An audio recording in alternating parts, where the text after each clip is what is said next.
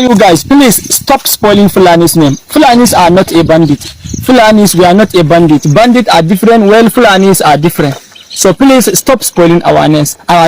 You cannot compare a Fulanis that they are up to 16 million to 17 million people in Nigeria. Well, bandits, they are not up to 400 people in their various places. So please stop comparing them with us. All bandits, they are not up to like 400. With the people that are giving them information, all of them, they will not like up to 400. Well, Fulanis, we are more than 16 million to 17 million in Nigeria. So please stop spoiling our names. Bandits are different. Well, Fulanis are quite different. Bandits, call them bandits. Fulanis, call them Fulanis. Fulanis are not a bandit. We are not a bandit. Please stop spoiling our names.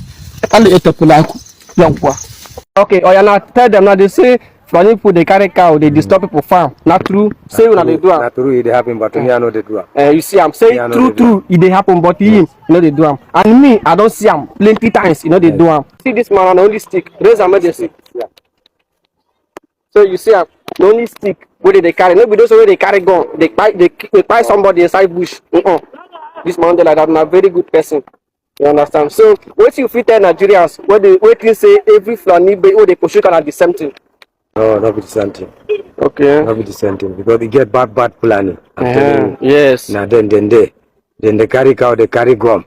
If you want for shooting, then go show you gum. From that time you go wrong. You go wrong now. They go because every day we they see some cases who they do social media something. They some cases where we say Fulani people they carry gun, might keep people, something like that. But you know they like that. Yeah, no they like that. So I they give you assurance now. If you want buy from him, buy from him.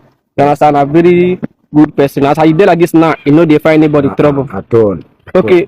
For the last now, if you want pursue the cow, like if you want do any cow business for any community, the people there they go know they know now, be? Yes, they know now. People I get and they know. I will call them, tell them. Okay. Anyone here, you get person why you know in price. If I call them now, they tell me this number 2. You like them.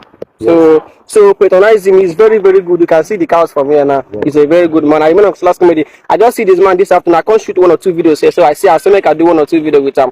A very good friend. I remember last comedy. See you guys in my next video. God bless Nigeria. One love. Thank you. Guys, welcome back to our channel. So because of recent happenings, so many Fulanis, or few of them rather, has come out to say that Nigerians are spoiling their names, that we are calling them bandits, and that bandits are different from Fulanis. Okay, are they also accepting the fact that most of these bandits are Fulanis? And also, since when did we stop generalization in Nigeria? Since an Igbo man would do something and everything would now become Igbo people, they would term it Igbo people. When an Igbo man is seen commit a crime, it will become all the Igbos that are doing the same. Same applies to other regions. Nigerians have been known for generalization. So why is it that Fulanis are now saying that Nigerians are spoiling their names and that they are not bandits?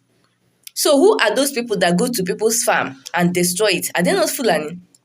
Is it not Fulani herdsmen, the ones that are carrying guns that are destroying people's home? They are Fulanis, right? So what do you people want people to say when they want to come out and say, look at the people that are doing this to us? Yesterday, it was the president of Afenifere coming out to state categorically, because this one is eyewitness account, that it was a Fulani that kidnapped. It was Fulani people that kidnapped him. So what should we say again? That after all of this happening, we should still say it is some Fulani, it is not some Fulanis. Anyway, I'm going to allow you to watch this video and see a different opinion that Senator Shehu has to say. Just watch. Nuisance as herdsmen, as bandits, as terrorists, it couldn't have happened. It couldn't have happened. That's a fact. So, the people we failed to educate 3 to 4 decades ago have today constituted the major problems for the Northwest, for northern part of Nigeria, and for most part of Nigeria in terms of security matters. Most of the leading bandits in Niger State, in Zamfara State, in Kaduna State, have never hidden their identity as being Fulanis. They kill imams, they kill pastors, and most of them are in their 17, 18, 19, early 20s and early 30s. Very brutal. They rape women. They burn down houses. They attack churches, attack mosques, attack commuters, extort money from farmers. Farmers have to pay fines and taxes to go to farms. Their activities has destroyed agriculture in northern part of Nigeria. Their activities have destroyed cattle rearing in northern Nigeria. Their activities has destroyed education in northern Nigeria. Many schools are closed now. You have a duty, a responsibility as educated Fulanis, of which we are, to reach out to your people that crime does not pay. 10 to 15 years on banditry has not produced one billionaire among the bandits. It has destroyed the life of Fulani. It has even destroyed the image and reputation of Fulani people. Because every Fulani that is seen now is being seen to be a bandit. They are Fulani doctors. They are Fulani lawyers. They are Fulani engineers. They are Fulani architects. They are Fulani professors all over Nigeria. They are Fulani businessmen. But criminality of these bandits that are mostly Fulani has destroyed the name, the image, the reputation of every Fulani man. How does that help us? How? Don't take lightly your mission. Your mission is very important. It's important for the peace, for the unity, for the progress and security of Nigeria. Northern part of Nigeria used to be one of the most peaceful parts of this country here. But you know what? If you see your face now, someone will think you're a bandit. Looking at you now, someone will think you're a bandit. Just because your ethnic group are involved in it. So I will use this opportunity to assure you of my own full support. You should go to every nook and cranny, meet your people, tell them that we don't want banditry in northern Nigeria. We don't want kidnapping in northern Nigeria. We don't want their activities that has been destroying our image, our reputation as the people in northern Nigeria. There's been local and international condemnation over the killing of more than 50 people in Plateau State last week after gunmen stormed several villages in the Bokus local government area of the state. Many have described the attacks as an act of terrorism. In the same vein, former senator representing Kaduna Central, Shehu Sani, highlighted the plight of the Fulani ethnic group in a video now circulating on social media. He stated that the activities of bandits have destroyed lives and tarnished the reputation of the Fulani people. He spoke to members of the Fulbi Educational Development Association, urging them to shun kidnapping and all forms of criminality. Let's take a look. 10 to 15 years on banditry has not produced one billionaire among the bandits. It has destroyed the life of Fulani. It has even destroyed the image and reputation of Fulani people. Because every Fulani that is seen now is being seen to be a bandit. They are Fulani doctors. They are Fulani lawyers. They are Fulani engineers. They are Fulani architects. They are Fulani professors all over Nigeria. But criminality of these bandits that are mostly Fulani has destroyed the name, the image, the reputation of every Fulani man. Don't take lightly your mission. Your mission is very important. It's important for the peace, for the unity, for the progress and security of Nigeria. You should go to every nook and cranny, meet your people, tell them that we don't want banditry in northern Nigeria. We don't want kidnapping in northern Nigeria. We don't want their activities that has been destroying our image, our reputation as the people in northern Nigeria.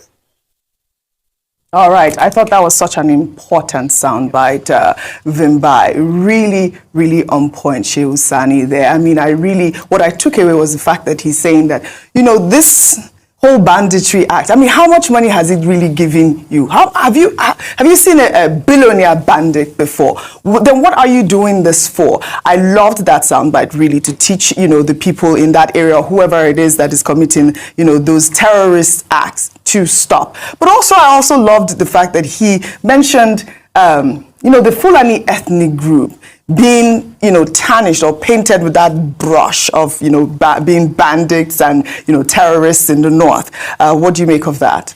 So, Oji, when you look at this issue, very complex issue, and you look at the Fulani people, it's impossible to give it the correct context without going back to the 19th century, without looking at the era of Usman Dan Fodio. And what now is creating a conflict for historians, because some are saying it's a debate against, was it revolution for empowerment or was it expansionism? And this has now trickled down into so much animosity that we now see today between ethnicities, and now what we see is criminality has now joined the WhatsApp group as well. The important point for me is the point that has been made, the position of the Plateau government, the Benue State government, to say that this is criminality. We are not calling them by any tribe or ethnicity. We are calling them terrorists. And I love that Shehu Sani is driving this point home, that as much as it's tempting for us to create these ethnic divisions and start to profile one another and start to, degenerate into a place of tribalism, the most important thing for us right now is to identify that there's criminality and there's terrorism, and to stem that, nip that in the bud. And this can only be done because of how, you look at just over 80 people slaughtered last week. Terrible. So you now realize that this is, and recurring over 20 years, this issue has happened in the same local government areas for 2 decades, to the point that they're now screaming ethnic cleansing. There's a lot of issues around it. So I love to see community leaders going into the community to try and get the conversation going that this is not the way to go. This is not how we can resolve our issues, because yes, there are issues. The issue of land is a pressing issue. We can't neglect that. Again, I go back to the Ministry of Livestock. What's going on with that issue? Because all of this, at the end of the day, goes back to the issue of herders and farmers. This is where the animosity has come in. So they are looking, there's climate change, there's so many factors. And now when you have sort of a lack of institutional oversight, lack of security, criminality is the next thing that happens. Extremism starts to seep in from other neighboring nations as well. So I'm glad to see the community leaders are taking ownership of this, going into the communities and driving this conversation. Great submission. I believe Senator Shehu Sani when he said that northern part used to be the most peaceful area in Nigeria. Yes, that was when it was mostly dominated by Hausa people, until the Fulanis came, until Fulani herdsmen is introduced, and they are allowed open grazing, and they now see it as their right to do to people anyhow they want. That is when the north ceased to be the most peaceful area. The same way southeast used to be the most peaceful, protected area in Nigeria. Before, southeast people do not know what kidnapping is. They don't used to hear it there at all. They are just all about business. Nothing like you may just hear about petty thieves and all that. But kidnapping does not used to cross southeast. But now it has become a daily routine ever since all these things started happening. So if Fulanis feel that some of them are being misjudged and they are spoiling their name, they should tell their brothers.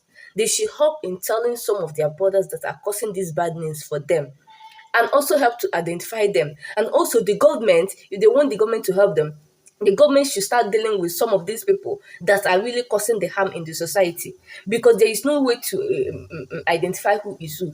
because it's still your people, it's still your brothers, and they are the ones doing this thing. So because you are not affected does not give you the right to come and say we are being misjudged. The fact still remains that it is the Fulanis that are causing all of these things that the people are saying. There are eyewitness accounts. People cannot, another person from another place cannot come and do something to you and let that person now come out and say he's a Fulani. There is nobody used to hear and talk about Fulanis before. All when they are talking about Fulani is because how their women, how beautiful they used to look, how kind-hearted they used to. But now the bad ones have destroyed everything for them, and I think they should start from the correction from there.